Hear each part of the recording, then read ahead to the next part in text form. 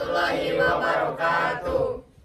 Perkenalkan, kami dari kelas 12 IPA 1. Di sini kami akan mempraktikkan sifat koligatif larutan dalam kehidupan sehari-hari, yaitu penurunan titik beku dalam pembuatan es krim guna memenuhi tugas dari Ibu Triska Rianti, SPD.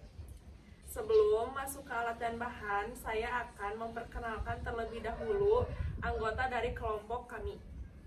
Perkenalkan, nama saya Pauli Dinastiar. Saya Dian Samahid. Nama saya Diki Nurahman. Nama saya Rili Setiana. Nama saya Deliana Septianti. Saya Putri Nur Aini. Saya Cica Septiansa. Saya Davina Pujiutama. Sebelum masuk ke alat dan bahan, kita akan menjelaskan terlebih dahulu teori sifat koligatif larutan. Larutan merupakan campuran homogen antara dua atau lebih zat. Adanya interaksi antara zat terlarut dan pelarut dapat berakibat terjadinya perubahan sifat fisik dari komponen-komponen penyusun larutan tersebut. Salah satu sifat yang diakibatkan oleh adanya interaksi antara zat terlarut dengan pelarut adalah sifat koligatif larutan. Sifat koligatif larutan adalah sifat larutan yang hanya dipengaruhi oleh jumlah partikel zat terlarut di dalam larutan dan tidak dipengaruhi oleh sifat dari zat terlarut. Hukum Ralut merupakan dasar bagi 4 sifat larutan encer yang disebut sifat koligatif. Dari bahasa lain, koliger yang berarti mengumpul bersama. Sebab sifat-sifat itu tergantung pada efek kolektif jumlah partikel terlarut, bukannya pada sifat partikel yang terlibat. Keempat sifat itu ialah: 1. Penurunan tekanan uap larutan relatif terhadap tekanan uap larut murni. Nomor 2, peningkatan titik didih. Nomor 3, penurunan titik beku. Nomor 4, gejala tekanan osmotik. Sekarang kita akan mempraktikkan sifat koligatif larutan dalam kehidupan sehari-hari, yaitu penurunan titik beku larutan dalam pembuatan es krim. Untuk membuat es krim ada alat dan bahan, yaitu 3 susu ultramil, Es batu, kemudian garam kasar dan plastik es krim. Langkah yang pertama, masukkan susu ke dalam plastik es.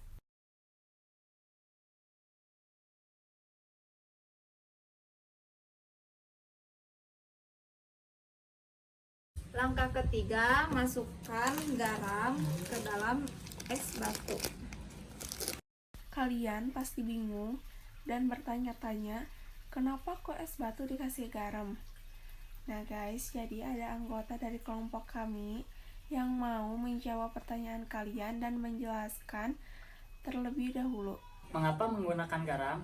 Apa hubungannya dengan sifat koligatif larutan?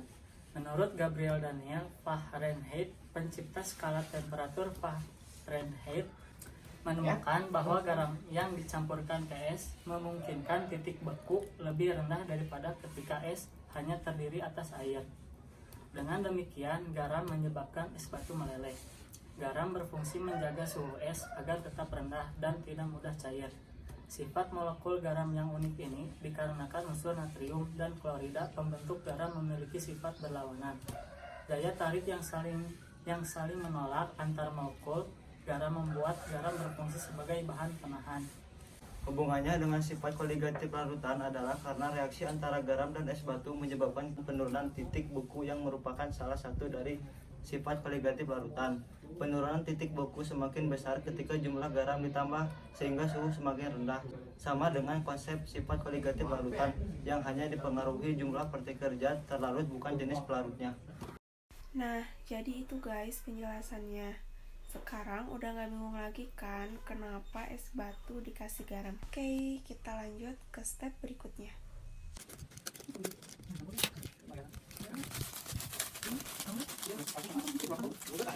Aduk es batu dengan garam. Langkah selanjutnya, masukkan susu ke dalam es.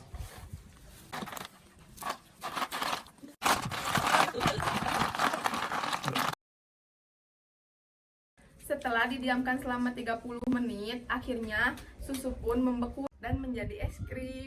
Sekian dari kelompok kami. Wassalamualaikum warahmatullahi wabarakatuh.